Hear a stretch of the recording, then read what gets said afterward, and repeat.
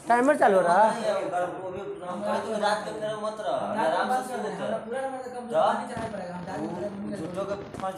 चलिए चलो अच्छी है। चल स्वतंत्रता संग्राम था ना। चलिए आते।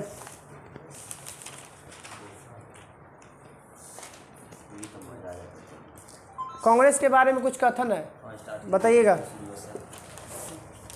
कांग्रेस केवल सूक्ष्मदर्शी अल्पसंख्यकों का प्रतिनिधित्व करता है। किसने कहा था? कांग्रेस सूक्ष्म लोगों का प्रतिनिधित्व करता है। किसने कहा था? कांग्रेस खुद है।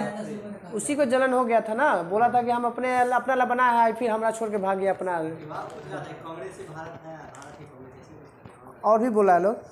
अब अगला है, बताइएगा। कांग्रेस के बारे में किसने कहा कि लड़खड़ाते हुए जा रही है? करजन बोला था कि मैं इच्छा करता हूं कि मेरे रीजन में इसकी पतन हो जाए, मौत हो जाए। ये करजन ने कहा। किसने कहा है? और दूसरी बात, आजादी का सबसे मुख्य कारण यही है कि कांग्रेस का गठन होना सबसे पहले। आज़ादी न अगर कांग्रेस नहीं गठन होता ना तो आज हम लोग आउ घिंचा के जाता। क्या करेंगे? संगठन नहीं ना होता ना, संगठन करता जैसे बात सुनने वाला नहीं ना होता ना। गठन है, इंडिया गठन हुआ है का पतन के कारण यही चालू हो। चलिए आगे थे। अब देखिए, क्षय रोग से मरने वाले, अब यही दिक्कत है। नहीं तो एकदम साफा शांत रहिएगा। क्षय रोग से मरने वाले कांग्रेस के बारे में किसने कहा था? अरविंद घोष। क्षय रोग से मरने वाली है अरविंद घोष। क्षय रोग से मरने वाली है अरविंद घोष। कांग्रेस लोग जो होते हैं पद के भूखे होते हैं। बंकिम चंद्र चटर्जी। किसने बोला था?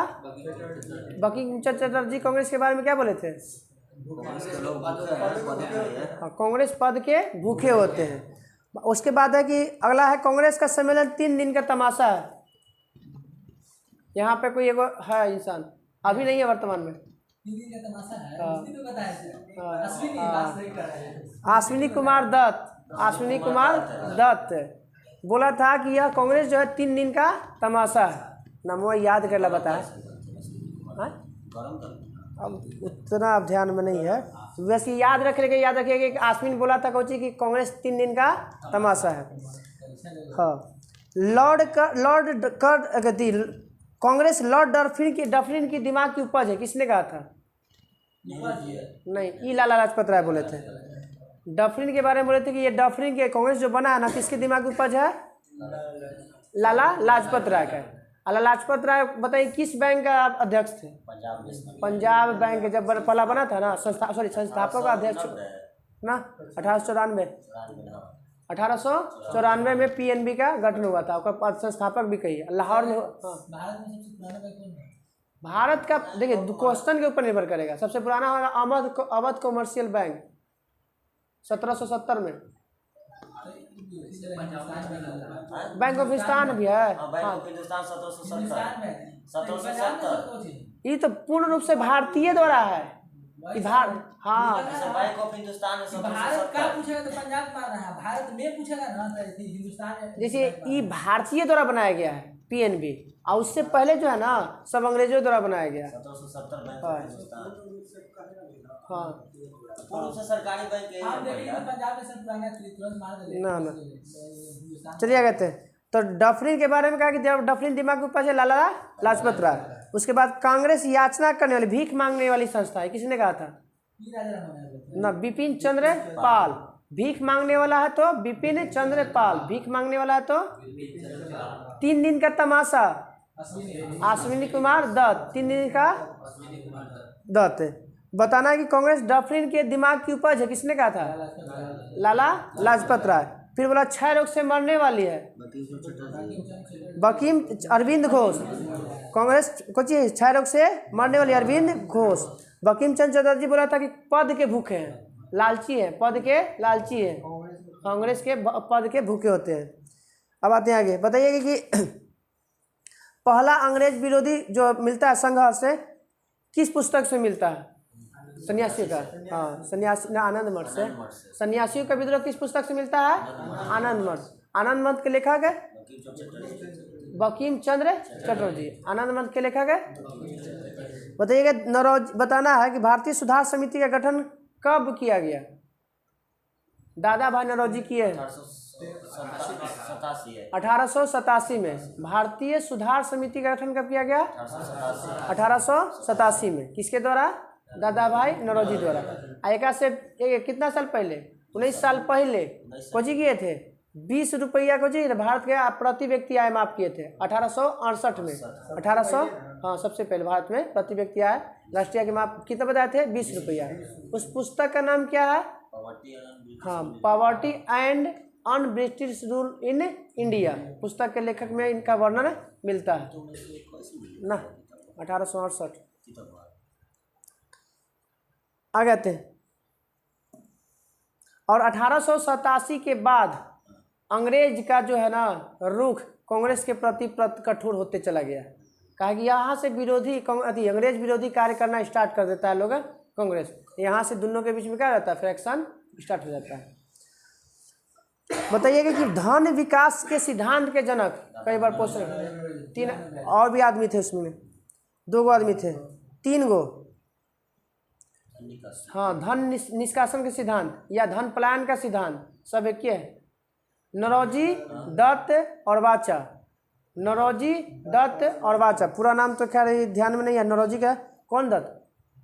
अश्विनी कुमार दत्त होगा। तब जब दत्त आ रहा है तो ना अश्विनी कुमार दत्त होगा। और वाचा में कौन है? हाँ साटे नाम खा दिया हुआ है। नौरोजी, दत्त और वाचा। तो धन निष्कासन सिद्धांत के प्रतिपादक कौन? नौरोजी, दत्त और वाचा। अश्विनी कुमार दत्त और वाचा। और केवल बोले कि धन पलायन का सिद्धांत तो दादा भाई धन पलायन में काहे दिया गया था? अंग्रेज यहाँ से धनवा लेके चल जाता था ना, इसीलिए बताना चाह रहे थे कि यहाँ से सब सारा धन उठा के लेके चल जा रहा है।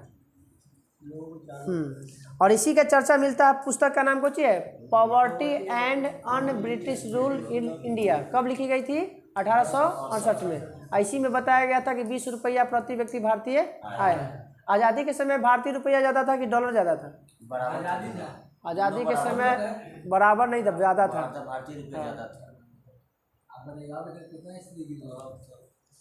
अब आ जाते common British house of Commons में चुनाव लड़ने वाले प्रथम भारतीय सुरेंद्रनाथ बनर्जी हार गए थे। हाँ, सुरेंद्रनाथ बनर्जी हार गए थे। क्वेश्चन फर्स्ट आने वाला पूछता है कि कॉमन ऑफ हाउस में चुनाव लड़ने, ब्रिटिश कॉमन ऑफ हाउस में चुनाव लड़ने वाले पहले व्यक्ति कौन थे? तो सुरेंद्रनाथ बनर्जी। हाँ, बन गए थे पूरी तरह से जीत के। तो कब कौन? सुरेंद्रनाथ बनर्जी। मगर हाँ, और नहीं यहाँ पे कौन चुनाव लड़ने वाले प्रथम भारतीय? पुरनका में कह रहे हैं, पुरनका में मत ले दीजिए। पुरनका में बहुत अति कर रहे हैं। पुरनका देखबो मत कीजिए, याद रहेगा। हाँ, दादा भाई नौरोजी जीते थे। लड़े थे चुनाव पहले मगर जीते नहीं, इसलिए उसका नाम खाली पूछेगा कि कौन लड़े थे। तो ये अब ऑप्शन में ना रहेगा तब दादा भाई नौरोजी चुनाव लड़ने कि direct British house of Commons चुनाव लड़ने वाले सर्वप्रथम भारतीय दादा भाई नौरोजी। सर्वप्रथम सब चेंज किया, इसलिए बोल रहे हैं उसको छोड़ दीजिए सब का। क्या कहते हैं? अब आगे है ब्रिटिश हाउस ऑफ कॉमन्स के सदस्य चुने जाने वाले प्रथम भारतीय हैं। तब आ जाएंगे दादा भाई। जब जीतेंगे तब ना सदस्य चुने जाएंगे। तो जब कौन थे? दादा भाई नौरोजी। ब्रिटिश हाउस कॉमन्स सदस्य चुने जाने वाले दादा भाई नौरोजी। किस पार्टी से चुने गए थे? Liberal party. कौन सा? यही लिबरल पार्टी था। कब? 1857 के क्रांति के समय भी। पामर्सन जो था उस समय 1857 के क्रांति के समय था, तो उसमें कौन सा पार्टी था? लिबरल पार्टी था। हाँ, लिबरल और लेबर है पार्टी। विश्व में 3 तरह के तो पार्टी है। एक हो गया एक दलीय, द्विदलीय और बहुदलीय है ना। कोरिया में कोची है, चीन में कोची है, एक के सिंगल है। रूस में भी कोची है, समझिए तो एक के है। और द्विदलीय मतलब जैसे अमेरिका में, ब्रिटेन में द्विदलीय 2 गो, जहाँ पर 2 गो दल है वहाँ पर द्विदलीय हो गया। और बहुदलीय मतलब पाकिस्तान, बांग्लादेश, नेपाल, भारत। 2 गोला ठीक है। हाँ, 2 गोला ठीक है। और बहुसंख्य वाला ठीक नहीं, समझिए।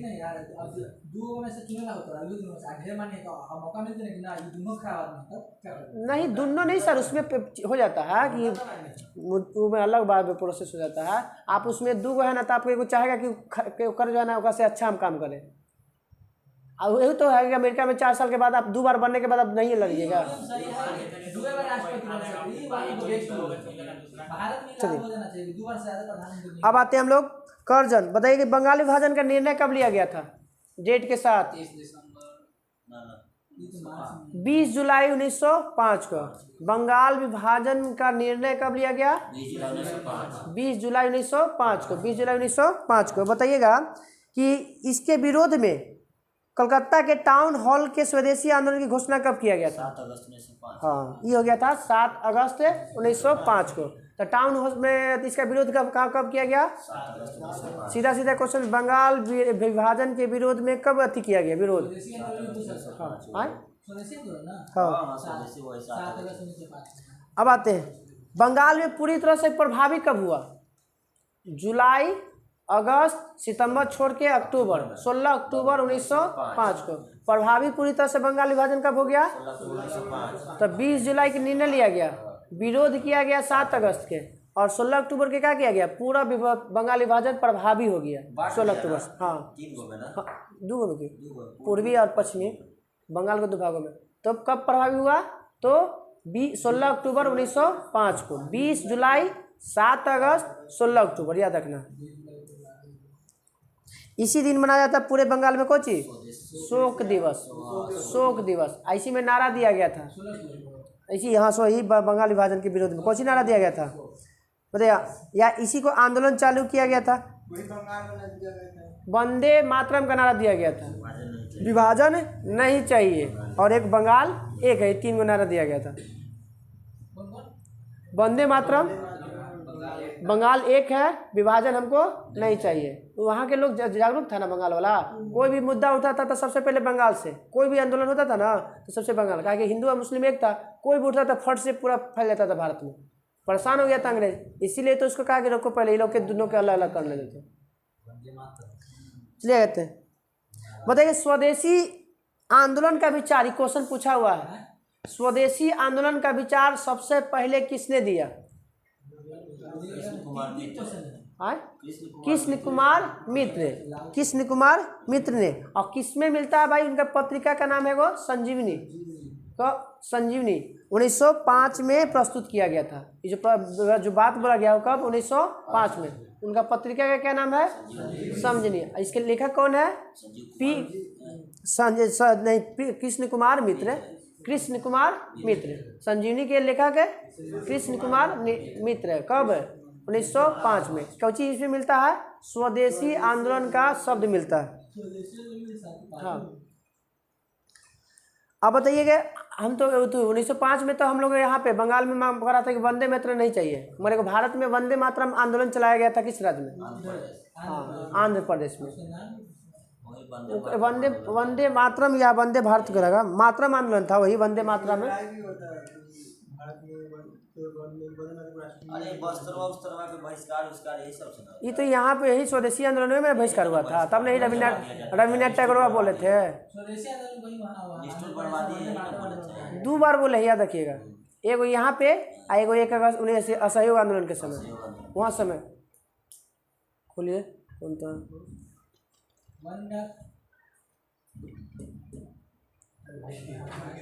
देखिए देखिए उनका टंगवा हटाओ पहले। कौन है वो?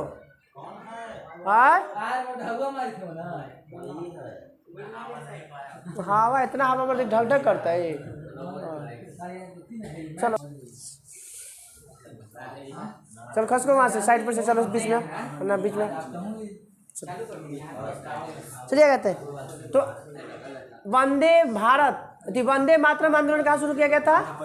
आंध्र प्रदेश में। कहाँ पे? आंध्र प्रदेश में। मतलब स्वदेशी आंदोलन को दिल्ली के नेतृत्व किया था किसने? दिल्ली में हैदर राजा। ये नया क्वेश्चन जोड़ल है। स्वदेशी आंदोलन का जो है दिल्ली में नेतृत्व किसने किया था? हैदर राजा। मद्रास में किसने किया था? चिदम्बरम पिल्ले। चिदम्बरम पिल्ले मद्रास में, चिदम्बरम पिल्ले। मुंबई में, पुणे और मुंबई में फेमस उस समय कौन थे?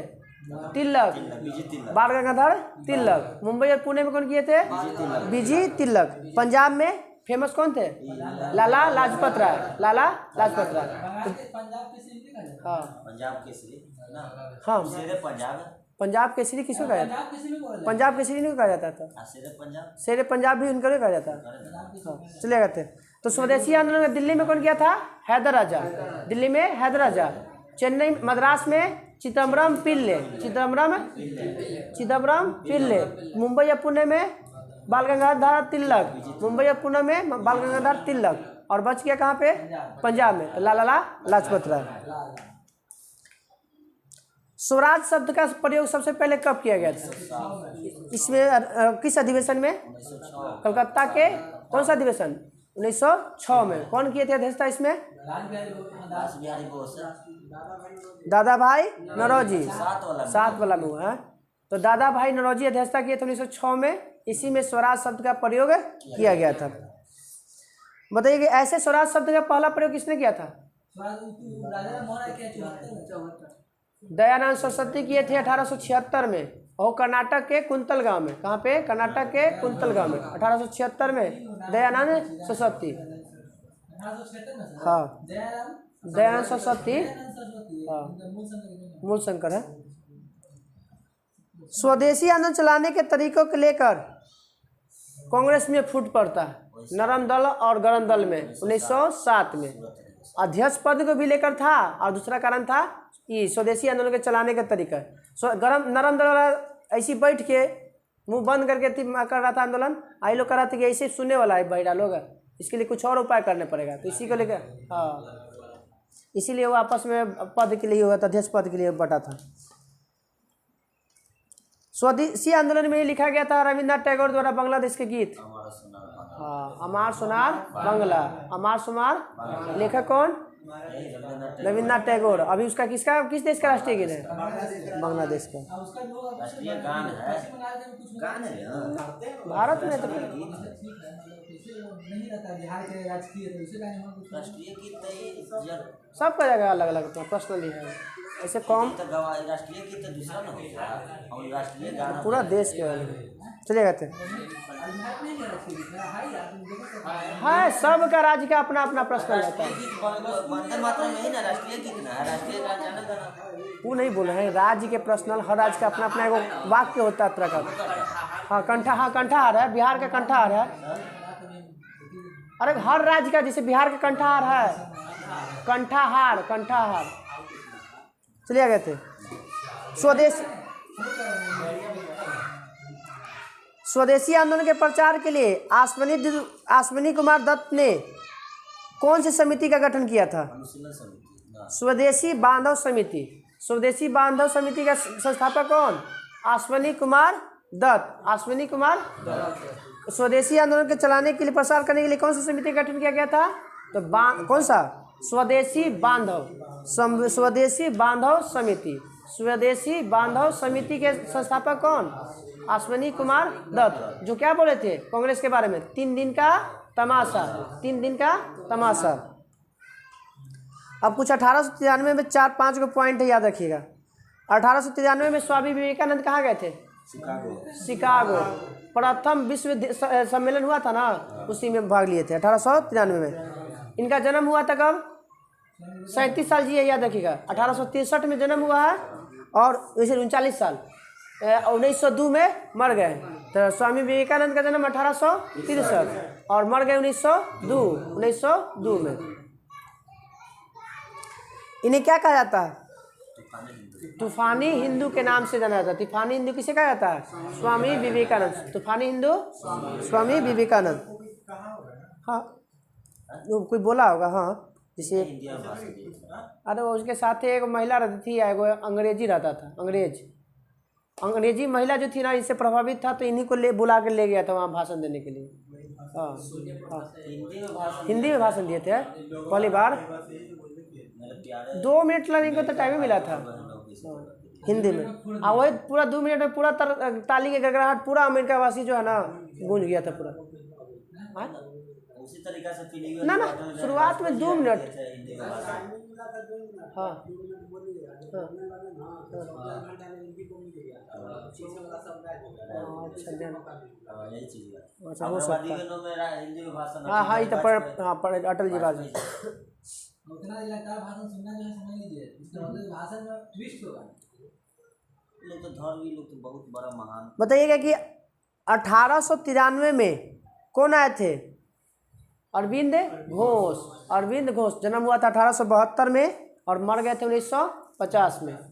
1872 में जन्म हुआ और 1900 बताइए 1872 में किसका कार्यकाल था? हाँ, लॉर्ड मेयो। 1869 से लेकर 1872 मेयो कॉलेज की स्थापना भी कृषि विभाग के भी, और उसी 72 में मर भी गया था। प्रथम जनगणना। हाँ 72, हाँ 72 में सब करके चला गया था। बताइएगा कि इनका एक पुस्तक का नाम है new lamp for old. New lamp for old. Arvind Ghosh के पुस्तक का नाम है new lamp for old. New lamp for old किसकी रचना है? अरविंद घोष के। अरे भाग गए थे फिर ना शुरुआत में सब। हाँ अरे शुरुआत में हाँ चले गए थे। तीसरा एनी पेशेंट आई थी कब? 1893, 16 नवंबर 1893 को। हाँ मुंबई में आई थी। बनारस नहीं, बनारस शहर में रहने लगी थी। पहुंची थी पहले वहाँ पे मुंबई में, मगर रहने लगी थी। और इनका एक कथन है फेमस जो बार बार पूछा गया एनी पेशेंट के। बोले थे कि मैं हृदय से तुम्हारे साथ हूँ और संस्कृति में भी तुम्ही लोगों में से एक हूँ। मैं हृदय से तुम्हारे साथ हूँ और संस्कृति में से तुम लोगों में से मैं एक हूँ। और वहाँ से आए थे तो एक आंदोलन कर किए थे। कौन सा आंदोलन? हाँ नहीं, वो अल्बानिया की थी, मदर टेरेसा। ये आयरलैंड की थी। हाँ Ireland, Annie Besant Ireland. Ireland से नहीं, हम लोग जो आंदोलन हुआ कौन शुरू किए हैं भारत में? एनी बेसेंट का ही देन 1916 में। और 1893 में महात्मा गांधी गए थे कहाँ पे? दक्षिण अफ्रीका। केकर केस लड़े? अब्दुल्ला सेठ व्यापारी था, ओकरा लड़े गए थे। अब आते हैं लास्ट है क्रांतिकारी गतिविधियों में से 1893 का महत्वपूर्ण है। इसमें चापेकर बंधुओं का भी योगदान है, जिसने क्या किया था? एक गुप्त संस्था बनाया था। बताइए गुप्त संस्था का नाम क्या था? Society for the removal of obstacle to the Hindu religion. इतना बड़ा नाम याद रखिए, हिंदू रिलीजन याद रखिए लास्ट में। The Hindu religion, the Hindu religion कौन स्थापित किए थे? चापेकर बंधु। यही चापेकर बंधु ने आर्यस्ट की हत्या किया था। चापेकर बंधु ने किसकी हत्या किया था? आर्यस्ट का। और बताइएगा बंगाल में क्रांतिकारी का पहला संगठन का नाम बताइए। बंगाल में पहला संगठन का नाम? ना तो अनुशीलन समिति। कौन सा समिति? बंगाल का पहला क्रांतिकारी संगठन जिसकी स्थापना कब हुआ था? 1903 में। 1903 में। इसके संस्थापक बताइएगा, संस्थापकों के अनुरोध पर किसको मैंने संभालने के लिए दे दिया गया था? एक हाँ, इसका नाम है प्रथम नाथ मित्र, पी मित्र जिसको बोलते हैं। अनुशीलन समिति का ऐसे देता शॉर्ट नेम में पहले देता कुछ पी मित्र। अब इसका पूरा नाम क्या हो गया? प्रथम नाथ मित्र। प्रथम नाथ मित्र, पी मित्र का पूरा नाम मित्र। इसमें प्रथम अध्यक्ष भी बने थे खुद पी मित्र ही अध्यक्ष बन गए थे। और इनके दो और सदस्य कौन थे? चित्तरंजन दास, अरविंद घोष, सुरेंद्र नाथ ठाकुर और सिस्टर निवेदिता। सिस्टर निवेदिता, ये 5 गो सदस्य इनमें थे। तो अनुशीलन समिति में कितने सदस्य? 5 गो। कितने सदस्य? 5 गो। अध्यक्ष खुद निर्मल हृदय कहा जाता है। अच्छा ना, मदर टेरेसा कहा जाता है। हाँ सिस्टर निवेदिता है कुछ तो कहा जाता है। निर्मला हृदय तो मदर टेरेसा कहा जाता है कुछ है। बताइए अनुशीलन समिति का गठन तो 3 में हुआ। पहला सम्मेलन कब हुआ था? 3 साल बाद। अनुशीलन समिति का पहला सम्मेलन 1906 में। कहाँ पे हुआ था? कलकत्ता में। या लमसम अगर इस समय हो रहा है तो सब लमसम कलकत्ते में, क्योंकि कलकत्ता 1911 के बाद ना दिल्ली हुआ है, तो राजधानी है, तो लमसम यहीं पर लोग करता था। बताइए अनुशीलन समिति का मुख्य नारा क्या था? फेमस खून के बदला खून। अनुशीलन समिति का नारा क्या था? खून के बदला खून। मारोगे तो हम भी मारेंगे। आगे चलकर वरिंद्र कुमार घोष और भूपेंद्र नाथ तट ने इसमें समिति पर प्रभावी हो गए, मतलब पूरी तरह से हावी हो गए, खुद ही अपना अंडर में ले लिए और फिर से स्टार्ट किए। कौन सा? तो भवानी मंदिर नामक एक पुस्तक का लिखा था। कौन सा पुस्तक है? तो भवानी मंदिर लेखक, पुस्तक के लेखक कौन? दो गो, भूपेंद्र नाथ दत्त और वरिंद्र कुमार घोष। भूपेंद्र दत्त और वरिंद्र कुमार घोष। तो कौन सा मंदिर? भवानी मंदिर। भवानी मंदिर के लेखक है हाँ वरिंद्र कुमार घोष। वरिंद्र कुमार घोष और भूपेंद्र नाथ दत्त। अब आगे थे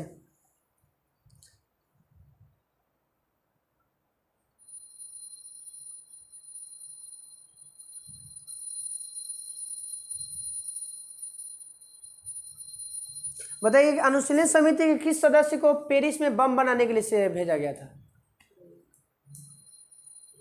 बम बनाना सीखने के लिए पेरिस गए थे वो हेमचंद्र कानूनगो। हेमचंद्र कानूनगो बोले हाँ। कौन गया था पेरिस अनुशीलन समिति का? हेमचंद्र कानूनगो जो है बम बनाने की कला सीखने के लिए कहाँ गए थे? पेरिस। कहाँ गए थे? पेरिस। अब युगान ना वहाँ लोग सीखा था अंग्रेजों से। भारतीय लोग कुछ भारतीय था वहाँ पे, तो वहाँ पे अंग्रेजों के वहाँ पे से संपर्क में रहता था बम बनाने वाला से। यहाँ से गया था लोग सीखे, वहाँ सीख के फिर आया था तब बम बनाने के लिए यहाँ पे अपने। यहाँ सबसे ज़्यादा सभी वहीं जाते थे बम बनाने। चलिए बताइए युगांतर नामक साप्ताहिक पत्रिका का प्रकाशन कब होता है? 1906 में। कब किया गया था? 1906 में। युगांतर नामक पत्रिका का कब प्रकाशित किया गया? 1906 में। यह भी किए थे कौन? वरिंद्र कुमार घोष, भूपेंद्र नाथ दत्त और एक और नाम जोड़ दिया गया अविनाश चंद्र भट्टाचार्य। पहिलका में पुरनका में नहीं मिलेगा, नयका में दिया गया अविनाश चंद्र। कौन? अविनाश चंद्र भट्टाचार्य। तो भवानी मंदिर के भी और युगांतर के भी दोनों के लेखक कौन? ये तीनों मान लीजिएगा, भवानी मंदिर भी और युगांतर। कौन कौन?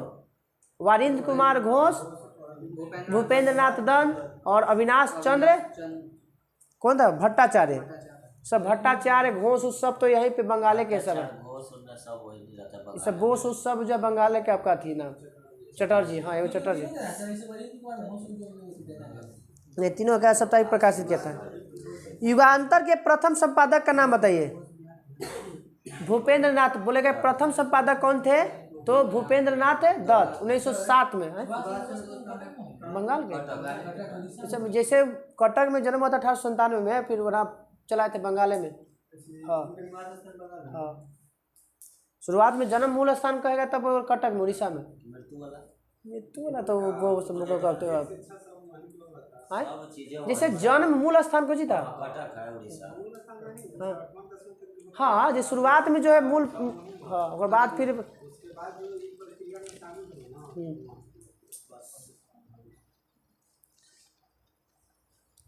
तो पहला कौन थे? तो भूपेंद्र नाथ दत्त।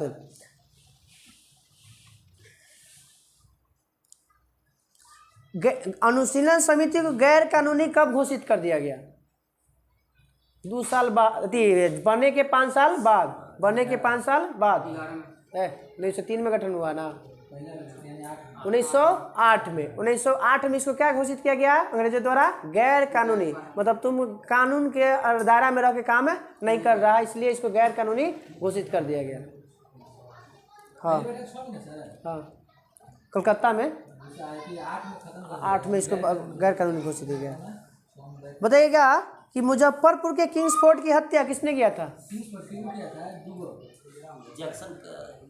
प्रफुल्ल खुदीराम एगो बोस है प्रफुल्ल चाकी और खुदीराम बोस। किसकी हत्या किया था? मुजफ्फरपुर में किंग्स फोर्ट की हत्या की कोशिश किया था, मर गया कोई और। कनेडी मर गई थी, कनेडी और उसकी पत्नी और बच्ची। और इसको पता था कि रोज आता है मैं, और अगला दिन वही गरिया में बैठ के कोई आ गया तो कोई और बकरा पर गिर गया, वो चल गया, वो बच गया। और वही ना फिर तो कब? 1908 में। कब है किंग्स? 1908 में। हाँ प्रफुल्ल चाकी और खुदीराम बोस। मेन तो खुदीराम बोस से मेन कह जाती है। हाँ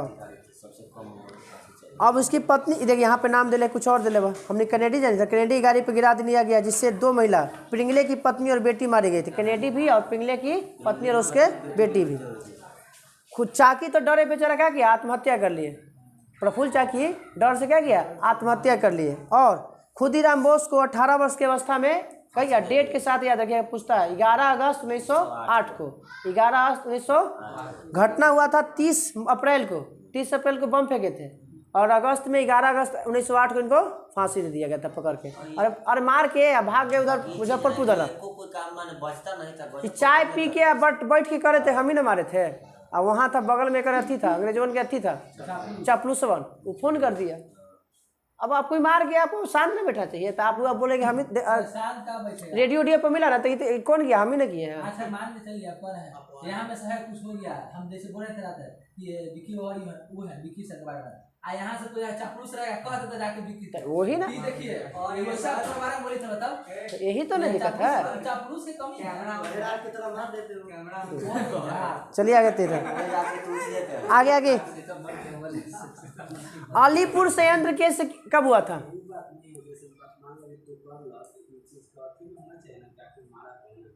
जिसे वो बताना चाहते थे और फिर भी अभी उनको अभी और काम करना चाहिए था, जिसे चुप में अमीन। हाँ मतलब वहाँ छोड़ चलिए कहते अलीपुर संयंत्र हुआ था 18 मई 1908 को कोलकाता के अलीपुर अदालत में 31 व्यक्तियों का अवैध शस्त्र रखने के कारण पेश किया गया था। तो पूछ सकता है कि अलीपुर के षड्यंत्र केस में कितने लोगों पर मुकदमा चलाया गया था? 31 पे। कहाँ पे? कलकत्ता में। कहाँ पे? कलकत्ता के जगह में है अलीपुर में। ई में देता वो 1908 ना, और अलीपुर के संयंत्र देता है वो अथिया में जोग्राफिया में 1920 से 22 देता है। अब वो वाला कौन है कि कौन है देख लेंगे, वो भी वाला जाके जोग्राफिया में अथी हिस्ट्रिया में दे ले अलीपुर केस में पढ़ने के लिए। तो अलीपुर संयंत्र केस कब? 1908 में। कलकत्ता में कितने व्यक्तियों का केस किया गया था? 31 गो पे। काहे के लिए? हथियार रखे के कारण। वही हथियार के कारण। फिर 1909 वाला में कौची पति पे 1919 में क्या करता है, बिना किसी शक के आधार पर किसी को भी गिरफ्तार कर ला, और जिन्हें मन करता था उन्हें टपका ना देता था ला, बंदूक मिल जाता था, बाहर से आ जाता था। बम कला भी सीख लाया लोग, बंदूक भी चलाता था उधर से भेजती थी। हाँ वहीं से सब कोचिंग में दौड़ में गुड़िया के रहता है ना जो प्लास्टिक वाला, उसमें आ जाते सब एक दिन पकड़ लिया था। ये 30 आदमियों को 19 अगस्त 1908 को जज को सुपुर्द कर दिया गया और 7 सितंबर 1908 को 7 कैदियों को इसके मुकदमा में शामिल किया गया। मतलब 30 को में इसके करा। चलिए तो अलीपुर संयंत्र केस में 31 में चला था, के वो ऊपर मुकदमा चलाएगा, बाद में उसको सजा मिला 7 गो के 7 गो के। और अलीपुर केस में जो है सरकारी गवाह किसे बनाया गया था? हाँ नरेंद्र गोसाई। नरेंद्र नाथ पूरा नाम को चाहिए, नरेंद्र नाथ गोसाई। आज हम लोग का होमवर्क हो गया पूरा, कल हिस्ट्री में स्टार्ट हो जाएगा। कहाँ से? अलीपुर कैसे से है।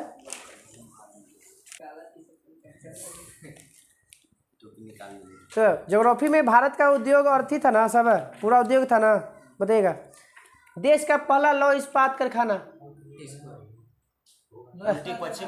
हाँ कुल्टी 1874 पश्चिम बंगाल के कुल्टी में खुला था। कहाँ पे? पश्चिम बंगाल के कुल्टी में। कब? 1800 हमको याद नहीं आ रहा था कि कुल्टी कोचिला है, ये हम याद है सर लिखवाए हैं कुल्टी। चलिए हाँ बताइएगा किस नदी में बनाया गया था ये? तो बराक नदी। एक बराक नदी आपको पता है कहाँ बसता है? असम में। हाँ 1872। हाँ बराकर यहाँ है झारखंड में। इसका नाम क्या रखा गया था? बराकर आयरन वर्क्स रखा गया था। बराकर आयरन वर्क्स नाम इसका रखा गया था। क्या रखा गया था? देश का पहला बड़े पैमाने पर कारखाना कब लगा था बताइएगा? ये है 1907 वाला TISCO, Tata iron and steel company, Jamshedji Tata द्वारा। हाँ बिहार राज्य में स्वर्ण रेखा पर बना था, साक्षी नदी के नामक साक्षी नामक स्थान पे।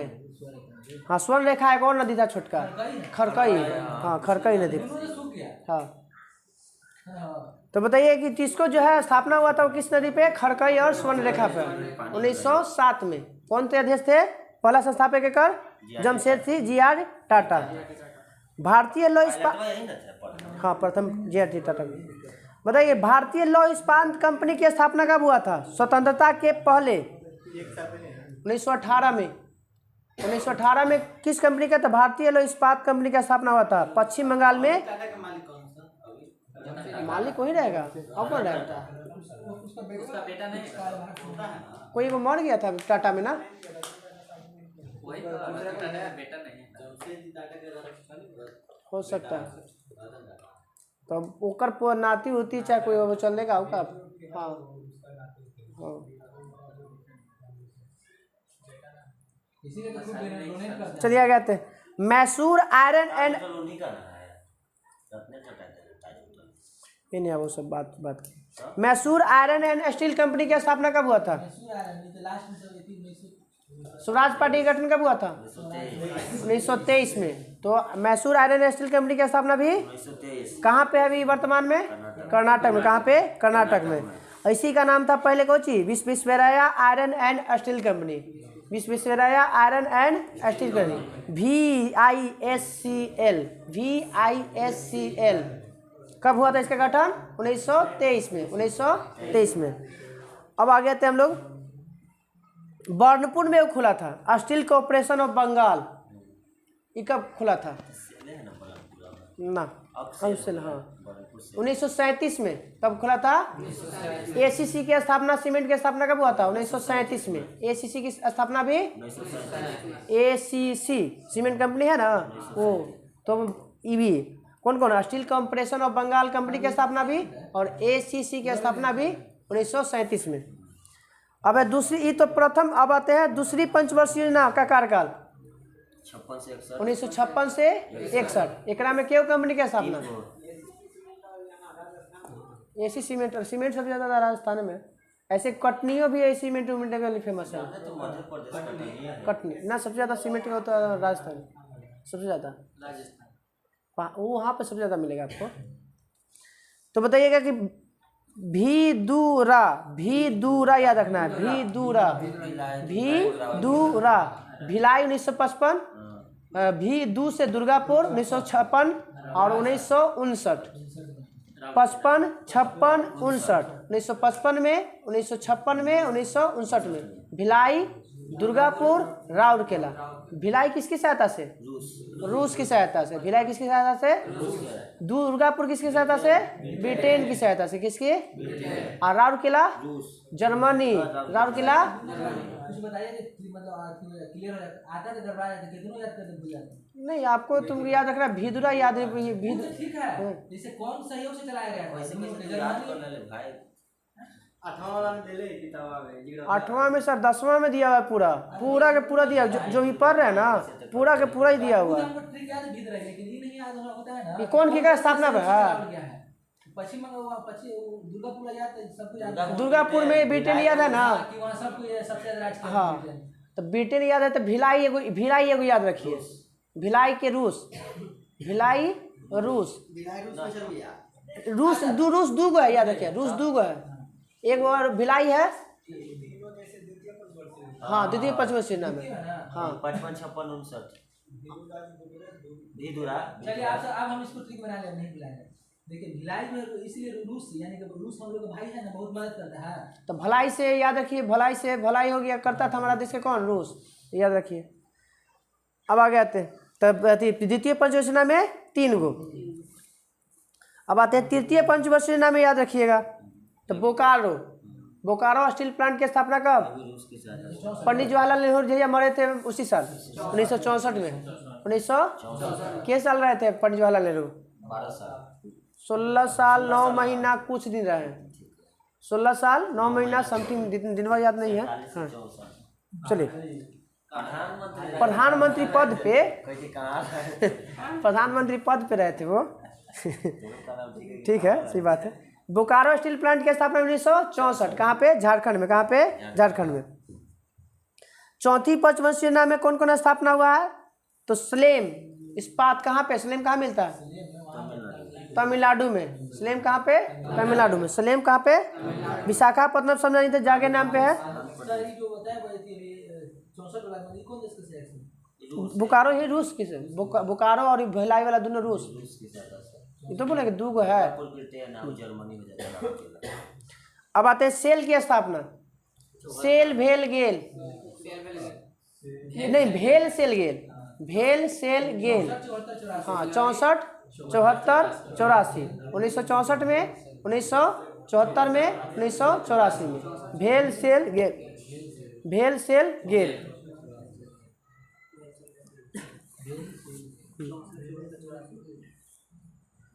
स्पंज आयरन में भारत का स्थान बताइएगा। स्पंज आयरन में दूसरा में जापान, दूसरा में भारतीय हैवी इलेक्ट्रिक, भेल से हो गया, पूरा नाम हो गया भारतीय हैवी इलेक्ट्रिक लिमिटेड। हाँ इलेक्ट्रिक लिमिटेड। सेल से हो गया steel authority of India limited, हाँ कंपनी है। गेल हो गया gas authority of India limited. नहाई का स्थापना? नहाई, नहाई मतलब अरे रोड वाला ना, रोड वाला national highway authority of India 98 है ना, NHAI।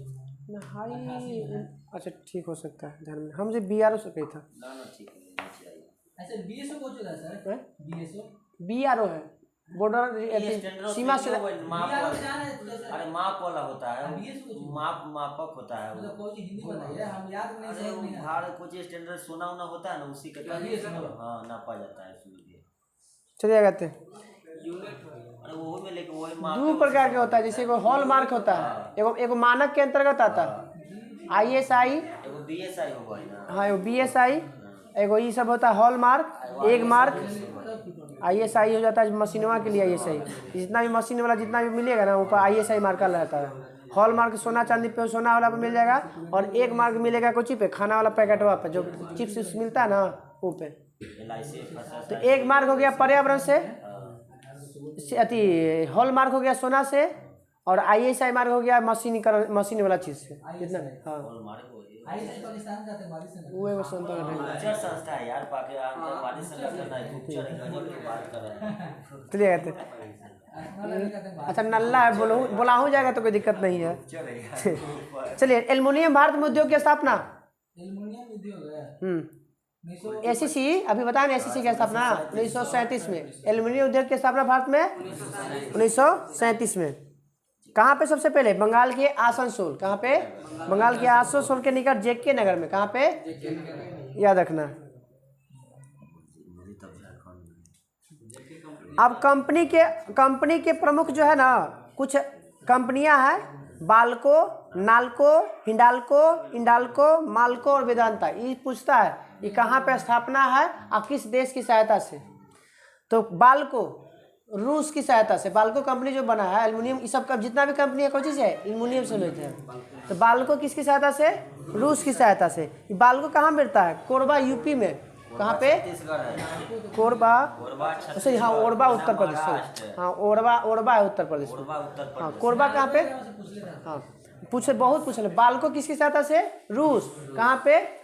छत्तीसगढ़ में। कहाँ पे इसका स्थापना है? बाल्को के छत्तीसगढ़ में। अब है नाल्को फ्रांस की सहायता से। नाल्को फ्रांस की सहायता से। ये आपका कहाँ पे है? तो उड़ीसा में है, दमनजोरी में। कहाँ पे? दमनजोरी में। नाल्को कहाँ पे है? उड़ीसा में, दमनजोरी उड़ीसा में। नाल्को किस देश की सहायता से? फ्रांस। उसके बाद हिंडाल्को अमेरिका। हिंडाल्को अमेरिका की सहायता से। हिंडाल्को ये भी कहाँ? उत्तर प्रदेश में। तो कौन कौन याद रखिएगा? हिंडाल्को उत्तर प्रदेश, हिंडाल्को उत्तर प्रदेश में। हिंडाल्को कहाँ पे है? उत्तर प्रदेश। सबसे बड़ा राज्य है। बरियार में कौन आता है देश में? तो अमेरिका। तो याद रखिएगा कि उत्तर प्रदेश में स्थापना किसने किया है? हिंडाल्को की स्थापना अमेरिका ने किया है। हाँ हिंडाल्को भी हो गया अमेरिका। अभी इंडाल्को कनाडा। इंडाल्को कनाडा की सहायता से। इंडाल्को एल्युमिनियम कंपनी की स्थापना कनाडा की स्थापना से। कहाँ पे? JK नगरी कलकत्ता में। JK नगर कलकत्ता में। JK नगर कलकत्ता में। अब है माल्को है इटली की सहायता से। माल्को आई सब तमिलनाडु में। कहाँ पे? तमिलनाडु में। माल्को कहाँ पे? तमिलनाडु में। चेन्नई में है मेट्रो। सलेम अभी बताया था कि कहाँ पे है? तमिलनाडु में। मेट्टूर भी जानी थी, कावेरी नदी वहीं पे है। और आपका चेन्नई आपकी जानी रहे, स्लम बस्ती होता है, नहीं ना, गंदी बस्ती कहा जाता है। जो मुंबई में जो ये कौन है बहावी कुछ ही जगह वहाँ, सिनेमा में देखे धरावी वाला जो क्षेत्र है ना, वो स्लम बस्ती के अंतर्गत आता है। सबसे पहले स्लम बस्ती इंग्लैंड के लंदन शहर में शुरू हुआ था। गंदा से हाँ, गंदा बस्ती मतलब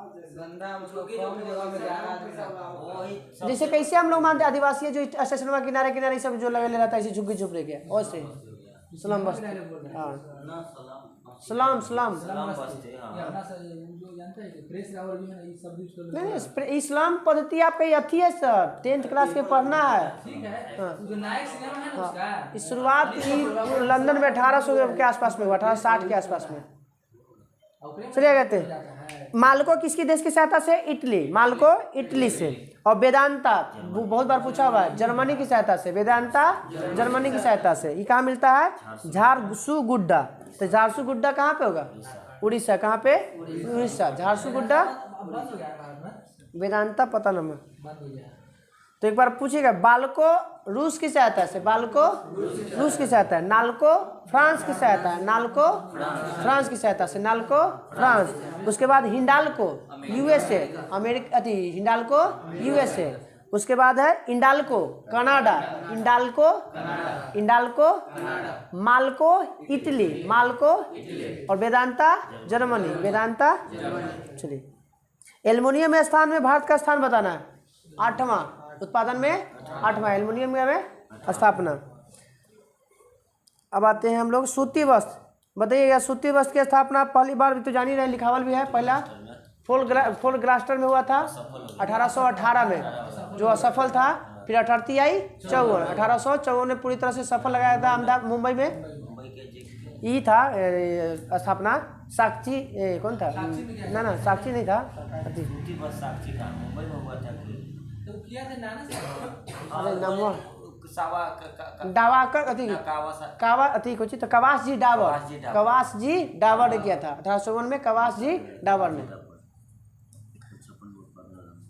यही का यहाँ दिल्ली भी है, कवास जी डावर बम्बई में। सूती वस्त्र में पहला स्थान किसका आता है? गुजरात।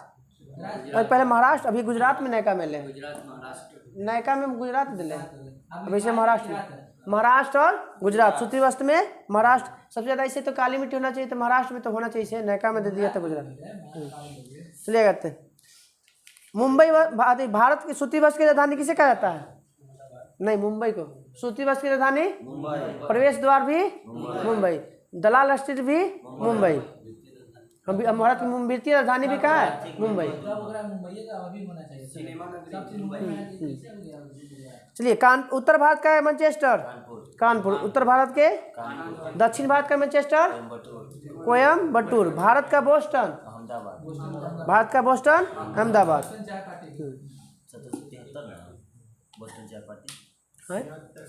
73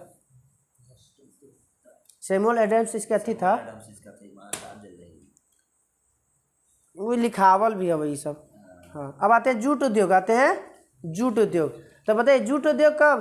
55। हाँ, 1854 के बाद सूती हुआ, सूती के बाद बन गया कौन? जूट। 1855 में रिसरा, बंगाल के रिसरा में, बंगाल के गोल्डन फाइबर के नाम से किसे जाना जाता है? जूट को। सुनहरा रेशा भी कहिए, या गोल्ड इंग्लिश में कहिएगा तो गोल्डन फाइबर। वाइट कपास को, उजला सोना, ये अथी के कपास के। गोल्डन फाइबर ना देखा है, सोना इसने हल्का हल्का किया रही। भारत में जूट निगम की स्थापना कब हुआ था? 1971 में। भारतीय जूट निगम की स्थापना 1971 में। अब आता है विश्व में भारत कितना % जूट का निर्माण करता है? 35%। कितना % करता है? 35%। जूट के निर्माण में 35%। अंतर्राष्ट्रीय जूट संगठन, हाँ पूरा है। अंतर्राष्ट्रीय जूट संगठन की स्थापना 1984। अंतर्राष्ट्रीय जूट संगठन की स्थापना कब हुआ था? 1984 में। कहाँ किया गया था? मुख्यालय ढाका में, मुख्यालय ढाका में। ऐसे सबसे ज़्यादा जाता है कि जूट सबसे ज़्यादा बांग्लादेश करता है। सबसे ज़्यादा कौन? अब भारत में करता है पश्चिम बंगाल। हाँ, भारत में आधुनिक चीनी का बताना है। भारत में चीनी का उद्योग का पहले शुरुआत बिहार में हुआ। 1903 में। बिहार में कहाँ सबसे पहले, भारत में कहाँ पे? बिहार में। कब? नहीं सर, बिहार में लिखा वाला सर, यूपी में नहीं, बिहार में। हम मधेपुरा, पहले चीनी मिल देले नहीं है यहाँ पे, मधेपुरा है, मधेपुरे में है, लिखवावल है, लगता है कि हाँ हाँ। भारत में चीनी मिल की शुरुआत सबसे पहले कहाँ पे? बिहार में। कब? 1903 में। 1903 में। और 1903 में भी कोई किसका अनुशीलन समिति का गठन भी हुआ। अनुशीलन समिति का गठन भी 1903 में। बिहार में चीनी मिल 17 हैं? 17 बिहार में चीनी मिल तुम्हें दे ले ना, गिनने की तरह। अच्छा, इससे महाराष्ट्र में 6 गो, 4 गो बंगाल। चलिए गए थे। चीनी मिल सबसे ज़्यादा तो इसमें महाराष्ट्र में है। कैसे उत्तर प्रदेश में कैसे? सबसे ज़्यादा चीनी महाराष्ट्र में, मगर सबसे ज़्यादा चीनी उत्पादन करने वाला यूपी है। तो मिल हाँ नहीं, तो दे ले उससे मतलब नहीं याद है, मात्र 6 गो है। वो गलत दे रहा है, वो अपने मेन दे रहा है। सबसे ज़्यादा चीनी मिल की संख्या महाराष्ट्र में है, सबसे ज़्यादा चीनी मिल, मगर सबसे ज़्यादा चीनी का उत्पादन करता है आपका कौन? यूपी। तू इधर आ, यहाँ पे सामने, ये सामने सामने सामने यहाँ पे। हाँ चलो इधर, चलो चीनी मिल हो गया ना। अब आते हैं बिहार में, एक 2-3 जगह के नाम दिया गया। डालमिया नगर ऐसे तो सीमेंट के लिए दिया गया, चीनी के लिए भी दिया गया। डालमिया नगर सीमेंट सबसे मुख्य था, हमारे चीनी के भी है। मोतिहारी, नरकटियागंज, मढ़ौरा, गोपालगंज, दरभंगा, चंपारण, समस्तीपुर, ये सब कोई चीज़ से फेमस है? चीनी उद्योग के लिए। कोई चीज़ के लिए? चीनी के लिए। बिहार में है चीनी आपके पास सामने ना था सर? हाँ, तो उसे तो ढेर बंद हो गया सर। अभी हो सकता, अभी होगा, नहीं भी हो सकता होगा, कुछ होगा, कुछ बंद हो गया होगा। चलिए प्रगति करो, आ जाते हैं सीमेंट उद्योग। आते हैं हम लोग सीमेंट उद्योग। सीमेंट उद्योग के बताइएगा, पहला कारखाना कब कहाँ लगा था? 1824 में। संस्थापक कौन? वो तो पोर्टलैंड सीमेंट के अथी हुआ था, आपका नामक स्थान पे हुआ था। जोसेफ एस्पेडिन। जोसेफ एस्पेडिन ने किया था। कौन किया था? जोसेफ एस्पेडिन ने किया था। भारत में आधुनिक रूप से बोलेगा सीमेंट का पहला कारखाना कब? तो चीनी के करला के बाद अगला साल सीमेंट का, तो 1904 में। 1904 में भारत में आधुनिक ढंग से सीमेंट का पहला कारखाना कब? मद्रास में लगाया गया था। कहाँ पे? कहाँ पे? मद्रास में। सीमेंट उद्योग का भारत में पहला कारखाना मद्रास, 1904 में। कहाँ लगाया था? पोरबंदर। उसके बाद में 8 साल के बाद फिर पोरबंदर में लगाया गया था, गुजरात में। एसीसी की स्थापना लो, ये 36 दे रहा है, और पहले था 1936 में। एसीसी की स्थापना 1936। ना देगा, लगातार ना देगा। अब अपवाद में आपको मिल जाएगा, अपवाद में उसका सस्ता सड़ा के। अब देख लीजिएगा। अब आते हैं कागज उद्योग। कौन सा? कागज उद्योग। कागज उद्योग का पहला कारखाना कब लगाया गया था? 1879 में। 1800 लखनऊ में। कागज का पहला कारखाना लखनऊ में। हाँ भारत में। आओ कहाँ, भारत में भी पढ़े तो इसमें भारत में दिले है। कागज का पहला कारखाना हाँ विश्व में सबसे पहले हुआ था 1879। हाँ विश्व में ना बता सकते। विश्व में सबसे पहले तो हुआ 11वीं शताब्दी में, चीन किया है। आओ ना 11वीं में चीनी कागजी मुद्रा का स्टार्ट 13वीं शताब्दी में कर दिया था। तो कागज का उद्योग भारत में 1879 में लखनऊ से। कहाँ से? लखनऊ से। मध्य प्रदेश का नेपा नगर कौन के लिए फेमस है? अखबारी कागज के लिए फेमस है। तथा होशंगाबाद में क्या होता है? नोट छापने की मशीन है। होशंगाबाद में नोट में टक्सा, 5 गो टक्साल है भारत में। छापे वाला जगह, छपाए वाला। हाँ अब आते हैं टकसाल सिक्का वाला ना होगा। 5 गो है। हाँ सिक्का छपता है जहाँ टकसाल उसी को बोलते हैं। नोट छापता है नासिक है, देवास भी तो है। नासिक, देवास, होशंगाबाद है। देवास महाराष्ट्र में। महाराष्ट्र, मध्य प्रदेश में देवास। देवास हाँ मध्य प्रदेश में। उज्जैन स्टेशन के बाद देवास है। अब आते हैं रासायनिक उर्वरक। भारत में रासायनिक उर्वरक की शुरुआत कब हुआ था?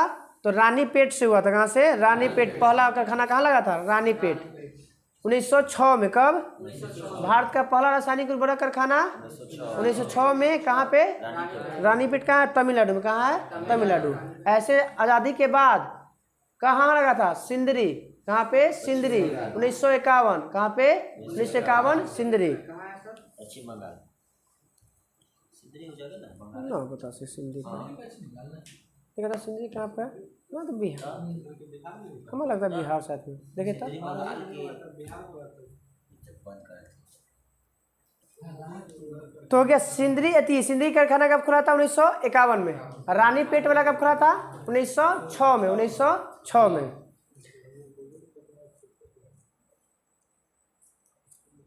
मैसूर केमिकल्स एंड फर्टिलाइजर की स्थापना, जो अमोनिया और उर्वरक का कारखाना है, कब हुआ था? तो लॉक और ऑकलैंड का कार्यकाल अंतिम कब था? 44 ना, तो 1944 में।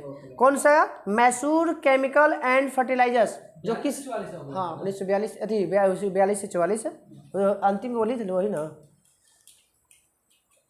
भारत का प्रति हेक्टेयर उर्वरक सबसे ज्यादा कौन खपत करता है? पंजाब। सीधा सीधा जाता है। गेहूं सबसे ज्यादा प्रति हेक्टेयर में कौन है? पंजाब। तो खाद सबसे ज्यादा उपयोग प्रति हेक्टेयर में कौन करेगा? पंजाब। ऐसे गेहूं में बोलेगा कि सबसे ज्यादा उत्पादन कौन करता है? यूपी। चावल में पश्चिम बंगाल। हाँ। दूसरा स्थान आता है, तीसरा स्थान पे आता है आंध्र प्रदेश और हरियाणा। पंजाब, आंध्र प्रदेश और हरियाणा। कोक आधारित उर्वरक की शुरुआत कहाँ होता है? बताइए कहाँ पर होता है कोक आधारित? तलचर। तलचर कहाँ है? उड़ीसा। ताप विद्युत केंद्र है तलचर में। ताप विद्युत केंद्र तलचर में कौन है? ताप विद्युत केंद्र उड़ीसा। रामगुंडम। रामगुंडम कहाँ है? आंध्र प्रदेश। रामगुंडम कहाँ है? आंध्र प्रदेश। रामगुंडम जगह के नाम पूछ देता है कई बार कि रामगुंडम कहाँ पे? आंध्र प्रदेश में। कहाँ पे? कोरबा। कोरबा भी ताप विद्युत केंद्र है, छत्तीसगढ़। ओरबा यूपी में है। ओरबा कहाँ पे? अ से ओरबा, अ से उत्तर प्रदेश, याद रखिएगा। ओरबा में। कोरबा छत्तीसगढ़ है।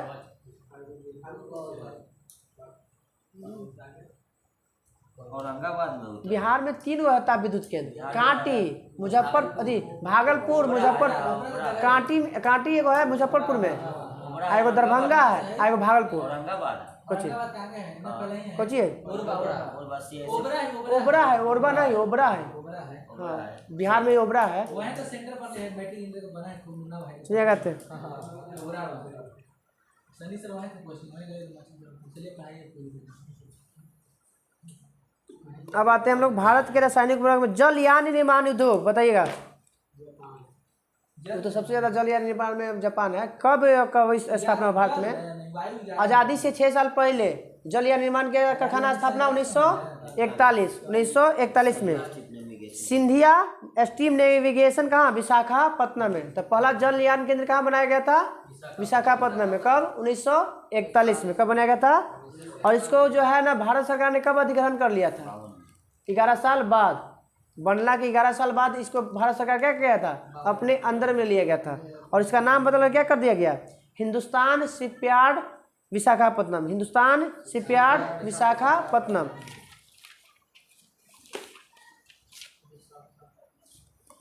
सार्वजनिक क्षेत्र के जल या निर्माण करने वाली कंपनी के गो? सार्वजनिक क्षेत्र के जल या निर्माण करने पोत निर्माण कंपनी के गो? 3 गो। के गो? गार्डनर रिच वर्कशॉप कहाँ पे है? गार्डनर रोज जो है कोलकाता में। गार्डनर रिच वर्कशॉप कहाँ पे है? कोलकाता में। बताना गोवा शिपयार्ड तो जान ही रहे, गोवा में। मंझगांव डाक लिमिटेड मुंबई। मंझगांव डाक लिमिटेड मुंबई।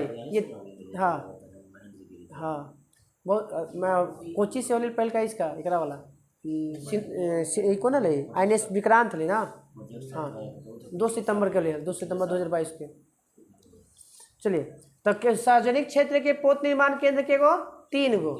कौन? गोवा वाला, एगो गार्डन रिच कोलकाता वाला, और मझगांव मुंबई वाला। एगो कोची है सबसे बड़ा शिपयार्ड है अथी वाला। हाँ जहाँ तोड़े फोड़े वाला जमीन अथी आ गया, जहाज के तोड़ के और फिर से बनावल जाता है कोची में। वायुयान परिवहन की शुरुआत भारत में 1911। और वायु परिवहन उद्योग के निर्माण कब हुआ था? मानी वायु बनाने की शुरुआत, मानी यहाँ देश में बनाने के लिए वायुयान निर्माण उद्योग 29 साल बाद उड़ गया था 1911 में, मगर उड़े वाला बनाने वाला चीज़ बना था 1940 में। तो वायु निर्माण उद्योग की स्थापना 1940 में बेंगलोर में स्थापित किया गया था। कहाँ गया था? बेंगलुरु। नाम था कुछ Bengaluru Hindustan aircraft company, Hindustan aircraft company. हाँ, बाद इसी को कहते हैं अभी कुछ हाल कहते हैं, अभी इसी को क्या कहते हैं? हाल। हाँ, Hindustan aeronautic limited, Hindustan aeronautic limited. 40 में उद्योग हाँ। वायु उद्योग है, हाँ 41 में जल उद्योग, हाँ यानी कि पहले वायु उद्योग का स्थापना हुआ ना। हाँ। 40 में 41 में 52 के राज्य। मोटर गाड़ी उद्योग बताइएगा। विकास उद्योग के नाम से जाना जाता है किसको? मोटर गाड़ी उद्योग। विकास उद्योग के नाम से विश्व का प्रति डेट्राइट कहाँ पे है? अमेरिका। Detroit America auto. हाँ हाँ, भारत का डेट्राइट प्रथम कर लेता है विश्व में वाला। अभी मैं पूछता है कंपनियां का नाम बताइए। हिंदुस्तान मोटर कहाँ पे है? किसका राज्य में? कलकत्ता। हिंदुस्तान मोटर बताइएगा। लीलैंड, अशोक लीलैंड नीचे, सबसे नीचे तमिलनाडु चेन्नई में अशोक लीलैंड। बसवा बनता है, ट्रकवा बड़का बड़का। हाँ, बड़का बड़का जो है ना, लाल रेड कलर के निकालता है ज़्यादातर। हाँ, महिंद्रा में भी बेहतर निकाला ये सब ना, ट्रकवा ना छोटका ही जो ये सब आवा मिनी वाला। हाँ हाँ, तो Ashok Leyland Chennai. Tata premier automobiles limited, ये है Mumbai. Premier automobiles limited Mumbai में। अशोक लीलैंड हो गया। Tata engineering and locomotive company Jamshedpur. कहाँ पे? टाटा वाला याद है कि जमशेदपुर फेमस है उनका। तो Tata engineering and locomotive company Jamshedpur. Mahindra and Mahindra, Mahindra कहाँ का है? महिंद्रा एंड महिंद्रा कंपनी कहाँ है? पुणे में। महिंद्रा एंड महिंद्रा पुणे, महिंद्रा और महिंद्रा पुणे। मारुति उद्योग गुड़गांव लिमिटेड कहाँ पे? हरियाणा। मारुति उद्योग लिमिटेड गुड़गांव कहाँ पे? हरियाणा। सनराइज है, ये पूछ लेता हाल ही फिलहाल के कोई एग्जाम में। सनराइज हैदराबाद नहीं, बेंगलुरु। सनराइज में याद में रखी cricket. Sunrise industries, sunrise industries Bengaluru. Sunrise industries Bengaluru. सोचिए, दिल्ली से करेगा, हैदराबाद तू करा है, पता नहीं। अब शीशा वाला में है नहीं। पंजाब से है सिकंदर। रेल वाला बताइएगा। चित्रंजन लोकोमोटिव वर्ष का मुख्यालय अति कब बना गया था?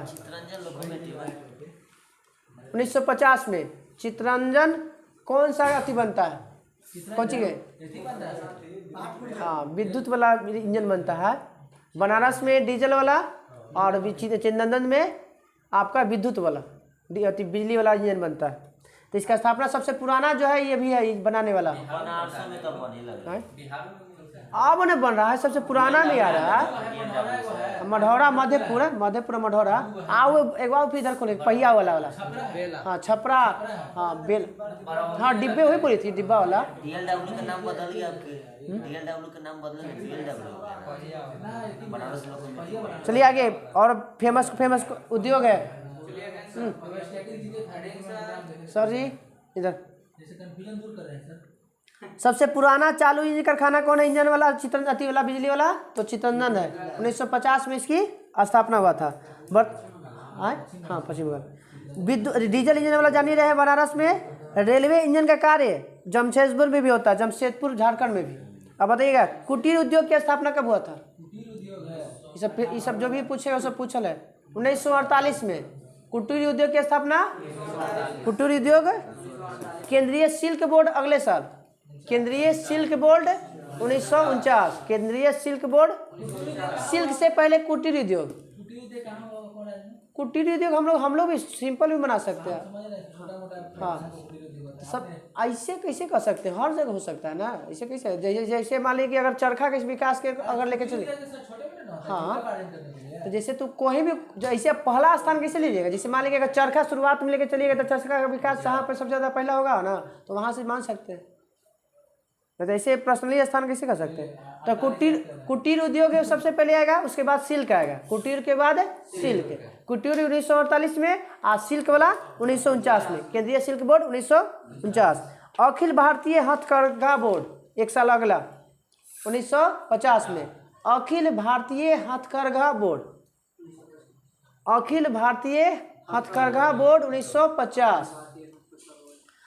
अब याद देखिएगा, अगर एक और जोड़ दिलवा, अखिल भारतीय खादी एवं ग्राम उद्योग 4 साल बाद, अखिल भारतीय खादी ग्राम उद्योग 1954, अखिल भारतीय ग्राम उद्योग खादी ग्राम उद्योग 1954 में। अखिल भारतीय हस्तकला बोर्ड 53 में। तो याद रखिए कि अखिल भारतीय हस्तकला बोर्ड 1953 में और ग्रामीण बोर्ड वाला 1954 में। हस्तकला वाला क्या बोला, हस्तकला वाला बोर्ड बनेगा तो 53 में और ग्रामीण बोर्ड वाला तो 1954 में। लघु उद्योग बोर्ड, उधर कुटीर वाला था 1948 में और लघु वाला 1954 में। हाँ ना 48 में। कुटीर उद्योग सिल्क वाला 1949 में, सिल्क वाला 1949 और हस्तकला 50 में था अखिल भारतीय हस्तकला बोर्ड। और 53 में हुआ था कौची, अखिल भारतीय हस्तकला बोर्ड।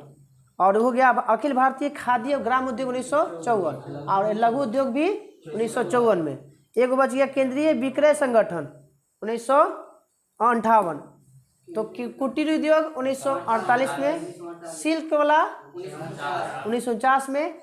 फिर उसके बाद है आपका हथकरघा बोर्ड 50 में, हथकरघा बोर्ड। हस्तकला वाला 1953 में, हस्तकला वाला। और खाद और ग्रामीण उद्योग वाला 1954, लघु उद्योग भी 1954, लघु उद्योग भी 1954। 58 में था केंद्रीय विक्रय संगठन, माने खरीद बिक्री वाला। सबसे पहले बताइएगा कि जो रेलवे का कारखाना कहाँ बनाया गया था। हाँ चेन्नई में, पेराम्बूर 1952 में सबसे पहला। हाँ वही रेलवे के डिब्बा में, रेलवे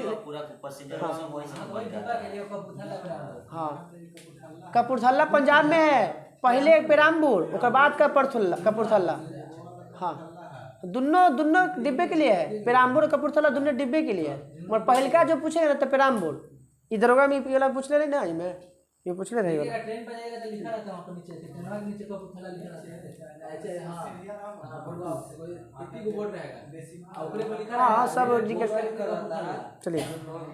तो रेल डिब्बा के प्रमुख के कारखाना कहाँ पे, पेराम्बूर। पेराम्बूर का गठन कब हुआ था, 1952 में। कब हुआ था, और शुरुआत हुआ था कब बनेला 1955 से। स्थापना तो हो गया था मगर जब काम करेला स्टार्ट हो गया 55 से। कब है, 1955 से। अब तो बहुत जगह हो गया। पंजाब के कपूरथला में है इंटीग्रल कोच फैक्ट्री। पूछता है कि इंटीग्रल कोच फैक्ट्री कहाँ पे, कपूरथला। कपूरथला और कपूरथला कहाँ है, पंजाब में। कहाँ पे, पंजाब में। अब यूपी में भी 2 गो खुल गया है, सॉरी यूपी में है कहाँ पे, एगो रायबरेली। हाँ रायबरेली है, दिल्ली है रायबरेली, उत्तर प्रदेश रायबरेली। और पश्चिम बंगाल में याद रखिएगा कचरापाड़ा पश्चिम बंगाल, कचरापाड़ा पश्चिम बंगाल। यहाँ डिब्बा वाला सब नया सब हो गया। वंदे भारत है ना, सब वहाँ बने। पालकोट बताइएगा, रेल फैक्ट्री है, रेल कोच फैक्ट्री। हाँ पालकोट केरल। पालकोट कहाँ, केरल। Rail coach factory. सबसे स्पीड में यही चल रहा है ना, Vande Bharat. Rail coach factory कहाँ, पालकोट में। कहाँ पे, पालकोट कहाँ पे है, तमिलनाडु में। कहाँ पे, तमिलनाडु में। पालाकाट जो भी। बिहार में बताइए कहाँ पर डीजल इंजन कहाँ बनता है, मढ़ौरा। बिहार में डीजल इंजन मढ़ौरा में। बिहार में डीजल इंजन मढ़ौरा। मधेपुरा में बनता है विद्युत इंजन। मधेपुरा में डीजल वाला बनेगा मढ़ौरा में।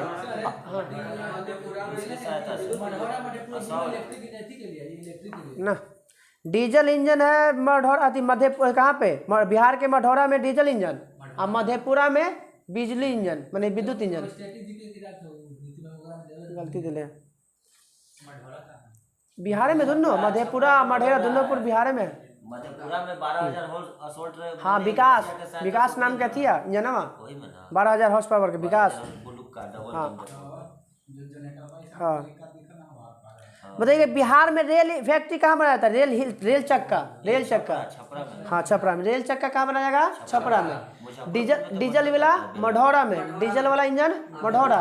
और मधेपुरा में बिजली इंजन विद्युत इंजन। और चक्का वाला छपरा में। बंगाल में अभी नया नया खुला दुगो दानकुन्नी विद्युत के लिए, दानकुन्नी में विद्युत बनाया जाता है और डीजल इंजन के लिए बनाया जाता है। तो दानकुन्नी, हाँ दोनों, दानकुन्नी और पश्चिम बंगाल में दानकुन्नी में डीजल और इंजन का भी और बिजली वाला भी दोनों बनाया जाता है। सबसे पहले इंजन जो बनाया था कौन? थॉमस इंजन जो था पहले का, वो कौन सा बनाया था? रुड़की। कौन बनाया था? रुड़की। सबसे पहले, हाँ IIT रुड़की, हाँ उत्तराखंड में। रुड़की जो है कोची बनाया था सबसे पहले? थॉमस जो इंजन बना था, इंजन बना था ना, ओकर सबसे पहला निर्माण कौन किया था? रुड़की। लमसम खाते में हुआ कर्नाटक खाली एगो बच गए कोची ऊनी वस्त्र भारत में। तो ये अभी बतलू हल कि अति वाला स्वराज शब्द का पहला प्रयोग कब किया गया था? 1876। सबसे पहले कौन? दयानंद सरस्वती, कर्नाटक के कुंतल गांव में। वही ऊनी वस्त्र भी 1876 में कानपुर में, ना कानपुर में 1876 में। कौन सा उद्योग? ऊनी उद्योग 1876। कहाँ पे? कानपुर में। मगर इसका वास्तविक विकास हुआ आज़ादी के बाद 1950 में।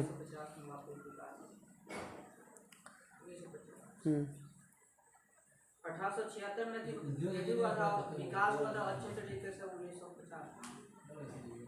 बिजली से हटा। अब आते हैं कर्नाटक में रेशम उद्योग। बताइएगा भारत में केगो मूंगा पाया था? के प्रकार के मूंगा? 4। के प्रकार के? 4। कोई प्रकार के? 4। एरी, टसर, मूंगा और एक और दे। एरी, टसर, मूंगा, सतूत तो अथी खा के ओकरे पे बनावल जाएगा रेशम कीड़ा। एरी, टसर और 3 गो 4 गो था लिखा होगा, 4 गो लिखा होता लगता है। 3 गो तो अथी 4 अथी कॉफी वाला के गो लिखा है 3 गो ना, अमेरिका लेबेरिका रोबेस्ता।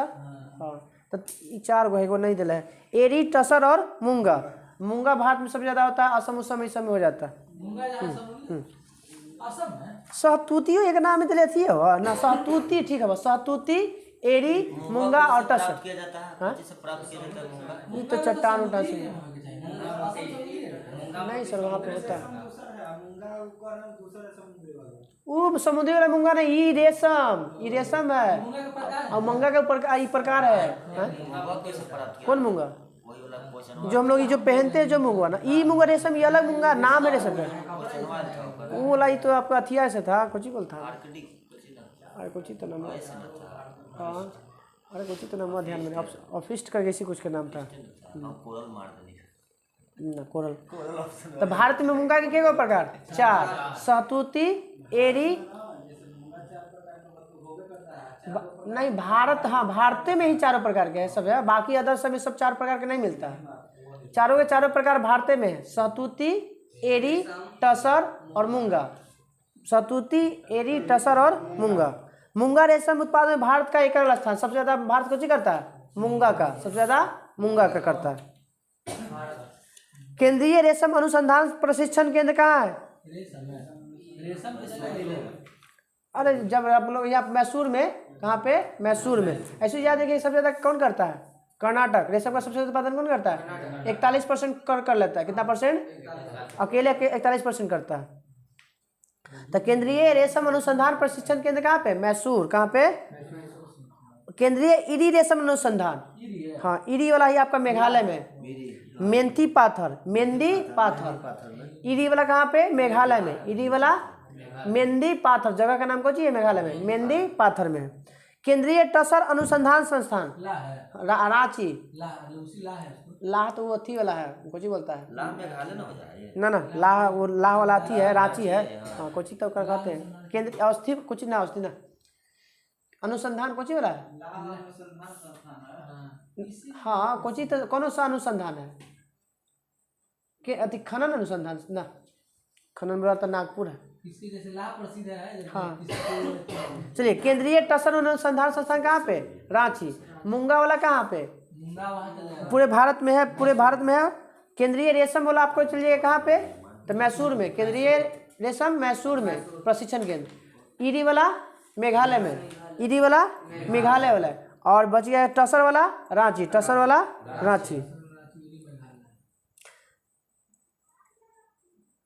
सहतूती को जानते कुछ बोलते हैं? मलबरी बोलते हैं।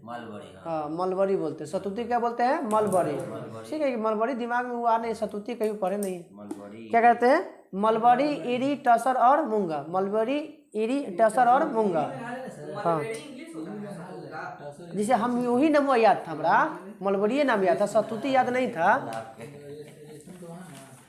और जो मलबरी में 56% अकेले भारत कर लेता है, रेशमी धागा बनाता है जो है ना, 56% धागा। मूंगा में कर्नाटक है। मूंगा में कर्नाटक, आयती में रेशम में भी कर्नाटक, सोना में भी कर्नाटक, मूंगा में भी कर्नाटक। हाँ मूंगा में भी कर्नाटक, चंदन में भी कर्नाटक, हाँ कॉफी में भी कर्नाटक है।